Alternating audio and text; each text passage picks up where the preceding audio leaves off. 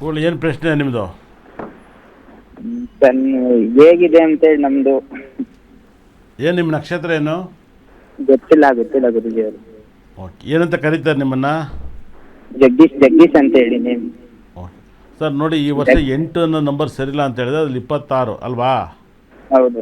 ಅದರಲ್ಲಿ 26ರಲ್ಲಿ 6 ಕೂಡ ಸರಿಯಿಲ್ಲ ಅಂತ ನಂಬರ್ ಆಗ್ತಿದೆ ನೋಡಿ. ಇವತ್ತು 26ನೇ ತಾರೀಕು, ನೀವು ಕೂಡ 26ನೇ ತಾರೀಕೆ ಹುಟ್ಟಿರೋ. ನಿಮ್ಮದು ಹೋದ ತಿಂಗಳು ಬರ್ತಡೇ ಆಯ್ತಲ್ವಾ? ಹೌದು ಹೌದು. ಬರ್ತಡೇ ಎಲ್ಲಿ ಮಾಡ್ಕೊಂಡ್ರೆ?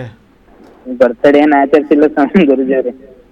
ಹೌದಾ? ಬ್ಯಾಡ್ ಟೈಮ್ ಅಂತ ಹೇಳ್ತಾ ಇದ್ದೆ. ಇವತ್ತು ನೋಡಿ ಟ್ರಂಪನ್ನ ಶೂಟ್ ಮಾಡಿದೆ. ಇವತ್ತು ನಿಮ್ದು 26ನೇ ತಾರೀಕು, ಇವತ್ತು 26 ಆಗೈತೆ. ಏನು ಯಾಕೆ ಬರ್ತಡೇ ಮಾಡ್ಕೊನಲ್ಲ? ಇಲ್ಲ, ನಾವು ಅವಾಗಿಂದ ಚಿಕ್ಕ ಮಕ್ಳಿಂದಲೂ ಏನು ಬರ್ತಡೇ ಮಾಡಲ್ಲ. ನಮ್ಮ ಡೇಟ್ ಆಫ್ ಬರ್ತ್ ರಾಂಗ್ ಇತ್ತು, 4/4/88 ಅಂತ ಹೇಳೋರು.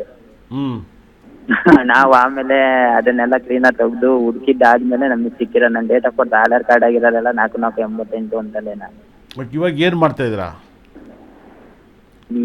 ಈಗ ಊರಲ್ಲಿ ಇದ್ದೀನಿ ಸ್ವಾಮಿ. ಬೆಂಗಳೂರಲ್ಲೇ ಇದ್ದೆ, ಈಗ ಊರಲ್ಲಿ ಇದ್ದೀನಿ. ಫ್ಯಾಮಿಲಿ ಒಂದು ಸ್ವಲ್ಪ ಇತ್ತು. ತುಮಕೂರು. Okay okay. ನೋಡಿ ಸರ್, ಏನು ಆಸೆ ಇದೆ ನಿಮ್ಮ ಲೈಫಲ್ಲಿ? ಏನಾಗಬೇಕು ಅಂತ ಹೇಳಿ ಪಟ್ಟ ಅಂತ ಹೇಳ್ಬಿಡ್ತೀನಿ.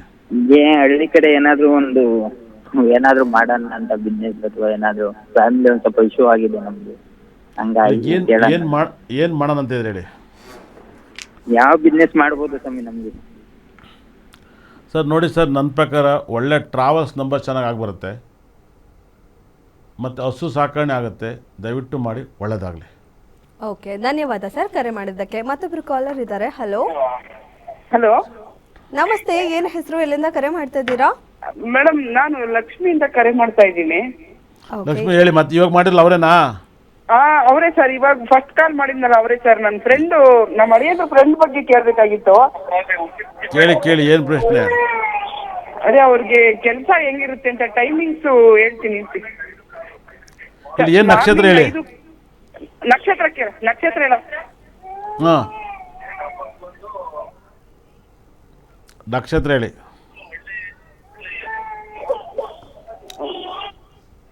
ಹಲೋ.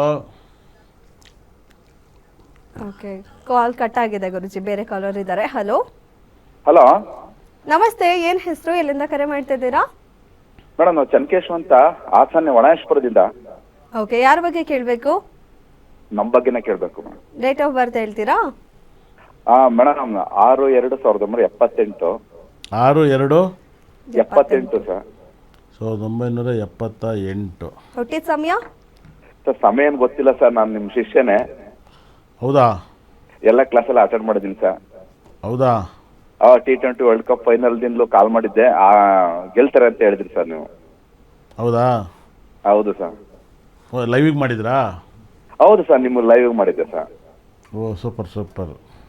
ಅವತ್ತು ನೀವು ಹೇಳ್ದಂಗೆ ಆಯ್ತು ಸರ್. ಒಳ್ಳೇದು ಸರ್. ಸರ್ ಸರ್ ಏನು ಅನಿಸುತ್ತೆ ಇವತ್ತು 8-1-6 ಸೆಲ್ಲ ಅಂತ ಹೇಳಿದ್ನಲ್ಲ, ಅದು ಅನೌನ್ಸ್ಮೆಂಟ್ ಏನು ಅನ್ನಿಸ್ತು ಸರ್? 8 and 4 ಸರ್, ತುಂಬಾ ಡೇಂಜರ್ ನಂಬರ್ ಅಲ್ಲ ಸರ್? ಹೌದು. ಇವತ್ತು ಟ್ರಂಪ್ ಶೂಟ್ ಮಾಡಿದ್ದಾರೆ. ಹೌದು 8 ಟ್ರಂಪ್ ಅಟ್ಯಾಕ್ ಮಾಡಿದ್ದಾರೆ. ನೆನ್ನೆ 7 and 3 ಕಾಂಬಿನೇಷನ್ ಡೆಡ್ ಆಪೋಸಿಟ್. ನೆನ್ನೆ ಮ್ಯಾಚಲ್ಲಿ ಎಲ್ಲರೂ ಕ್ಯಾಚ್ ಬಿಟ್ರು. ಹೌದು ಸರ್. Match ಸೋತ್ರು sir.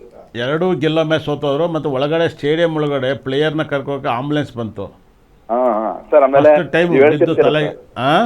ಕೆಲವು ಆಪೋಸಿಟ್ ಡೇಟ್ ಅಲ್ಲಿ ಗೆಲ್ಲ ಮ್ಯಾಚ್ ಅನ್ನು ಸೋತ್ಬಿಟ್ಟು ಹೈಯೆಸ್ಟ್ ಚೇಂಜ್ ಸರ್. ನನ್ನ ಇಡೀ IPL ಮ್ಯಾಚ್ ಅಲ್ಲೇನೆ 265 ಚೇಂಜ್ ಮಾಡಿದ್ದಾರೆ ಸರ್. ನನ್ನ 265 ಹೆಚ್ಚು ಕಮ್ಮಿ 2ರಿಂದಲೂ 900 ಚಿಲ್ಲರೆ 1000 ಚಿಲ್ಲರೆ ಓಟ್. ಎರಡು ಕಡೆಯಿಂದಲೂ ಸೇರಿ ಒಂದು ಹೆಚ್ಚು ಕಮ್ಮಿ ಒಂದು 950 ಚಿಲ್ಲರೆ ರನ್ ಬೈತೆ ಒಂದು IPL ಅಲ್ವಾ? ಫಸ್ಟ್ ಮ್ಯಾಚ್ ಚೇಂಜ್ ಮಾಡಿದ್ರು. ಎರಡನೇ ಮ್ಯಾಚ್ 226 ಚೇಂಜ್ ಮಾಡಿದ್ರು ಸರ್. ಹೌದು. ಈ ನಂಬರ್ ಇದ್ದಾಗ ಹಿಂಗ ಆಗುತ್ತೆ ಅಂತ ನೀವು ಹೇಳ್ತಿರ್ತೀರಿ ಸರ್ ನೀವು. ಹೌದು ಸರ್. ಇವತ್ತು ಯಾರೇ ನ್ಯೂಮರಾಜಿ ಮಾತಾಡಲಿ, ಯಾರೇ ಒಬ್ಬರು ಕೂಡ ಆಲ್ ಓವರ್ ವರ್ಲ್ಡಲ್ಲಿ ಕ್ರಿಕೆಟನ್ನು ನ್ಯೂಮರಾಜನ್ನ ಜ್ಯೋತಿಷ್ಯ ಹೇಳ್ಬೋದು ತಂದವನೇ ನಾನು ಸರ್. ಹೌದು ಸರ್. ಅಲ್ವಾ?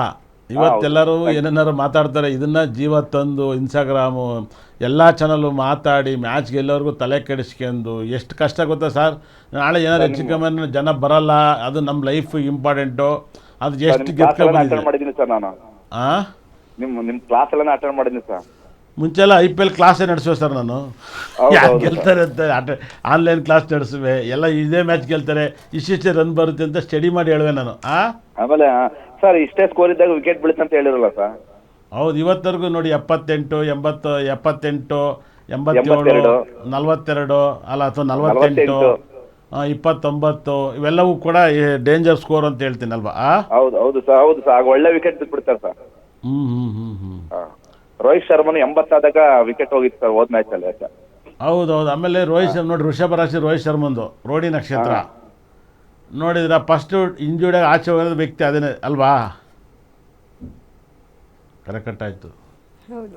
ಮತ್ತೊಬ್ರು ಕಾಲ್ ಜನ ಎಲ್ಲ ಮಾತಾಡ್ತಾರೆ. ನನ್ನ ಹತ್ರ ಏನು ಅಷ್ಟು ವಿದ್ಯೆ ಇದೆ. ಜ್ಯೋತಿಷ ಮಾತಾಡ್ತಾರೆ, ಕ್ರಿಕೆಟ್ ಮಾತಾಡ್ತಾರೆ, ಎಜುಕೇಷನ್ ಮಾಡ್ತಾರೆ, ರಾಜಕೀಯ ಮಾತಾಡ್ತಾರೆ, ಆಲ್ ಸಬ್ಜೆಕ್ಟ್ ಮಾತಾಡ್ತಾರೆ. ಸಕಲ ಕಲಾ ವಲ್ಲಭ ರೀತಿ ಎಲ್ಲಾ ವಿಚಾರಗಳನ್ನ ಕೂಡ ಹೇಳ್ತಾರೆ. ಇದು ಯಾವ್ದೋ ಪ್ರೋಗ್ರಾಮ್ ಎಲ್ಲಿಗೆ ಎತ್ಕೊಂಡ್ಬಿಡ್ತಾರೆ. ಯಾವ ವಿಚಾರ ಕೇಳಿದ್ರು ಅದಕ್ಕೆ ಒಂದು ಪರಿಹಾರ ಆಗಿರ್ಬೋದು, ಆನ್ಸರ್ ಹೇಳ್ತೀರಲ್ಲ, ಸೊ ಹಾಗಾಗಿ ಎಲ್ರಿಗೂ ತಿಳ್ಕೊಳಕ್ಕೆ ಸಾಕಷ್ಟು ಕುತೂಹಲ ಇರುತ್ತೆ. ಇಲ್ಲ, ಇವತ್ತು ನಿಜವಾಗ್ಲೂ ಈ ಲೈವ್ ಬರೋಕ್ಕಿಂತ ಮುಂಚೆ ನನ್ನ ಸ್ಟೂಡೆಂಟು ಅವ್ರ ಒಂದು ಮಗು ಬಂದಿತ್ತು. ಬೆಚ್ಚಿ ಬಿದ್ದೋಗ್ಬಿಟ್ಟೆ ನಾನು. ಜಾತಕ ನೋಡಿ ಡೈವರ್ಸ್ ಆಗುತ್ತೆ ಅಂತ ಹೇಳಿದೆ. ಆ ಹುಡುಗಿನೇ ಪಾಯಿಂಟ್ ಟು ಪಾಯಿಂಟ್ಸ್ ಹೇಳ್ತೈತೆ. ಕೊನೆಗೆ ಇದಕ್ಕೆ ಪರಿಹಾರ ಕೊಡಿ. ಈಗ ಎಲ್ಲಮ್ಮ ಹೇಳಿ ನನಗೆ ಸುಳ್ಳು ಹೇಳಿ ರೂಢಿ ಇಲ್ಲ ಅಂದಿರೋದು. ಅವ್ರಿಗಿನೂ ಅಷ್ಟೆಲ್ಲ ಹೇಳ್ತೈತೆ. ಅವ್ರ ತಂದೆ ನನ್ನ ಸ್ಟೂಡೆಂಟು, ಮಗುನು ಹೆಂಗೆ ಕಲ್ತಿದ್ದೀನಿ ಹಿಂಗೆ ಮಾತಾಡ್ತೀನಿ. ನಮ್ಮ ಅಪ್ಪನ ಜೊತೆ ನಿಮ್ಮ ನೋಡಿ ಕಲ್ತ್ಕೊಬಿಟ್ಟಿದ್ದೀನಿ. ಇವಾಗ ನಾನು ತುಂಬ ದೊಡ್ಡ ಡ್ರಾಯಿಂಗು, ಆಮೇಲೆ ಫಾರಿನ್ಗೆಲ್ಲ ಹೋಗ್ತೀನಿ, ನನ್ನದೇ ಓನ್ ಕಂಪ್ನಿ ಇದೆ, ನಾನೆಲ್ಲ ಇದು ಅಂತ ಹೇಳಿದೆ. ಕೊನೆಗೆ ಇಷ್ಟನ್ನೆಲ್ಲ ಹೇಳಿ ಪರಿಹಾರ ಹೇಳಿ ನಂಗೆ ಮದುವೆ ಮುಹೂರ್ತ ಕೊಡೋಕ್ಕೆ ಮಿನಿಮಮ್ 15 ದಿವಸ ಟೈಮ್ ಬೇಕು. ಮಧ್ಯದಲ್ಲಿ ಗಲಾಟೆ ಮಾಡಬಾರ್ದು, ನೀವು ಹೇಳ್ಬಿಟ್ಟು ಹೋದ್ಮೇಲೆ ನಾನು ಪ್ಲಾನ್ ಮಾಡಿ ಕೊಡ್ತೀನಿ ಅಂತ ಹೇಳಿದೆ. ಖಂಡಿತ ಮದುವೆ ಅನ್ನೋ ತುಂಬ ಇಂಪಾರ್ಟೆಂಟ್ ಸ್ಟೇಜ್. ಒಳ್ಳೆ ಮುಹೂರ್ತದಲ್ಲಾದರೆ ಇನ್ನೂ ಚೆನ್ನಾಗಿರುತ್ತೆ. ಹೌದು.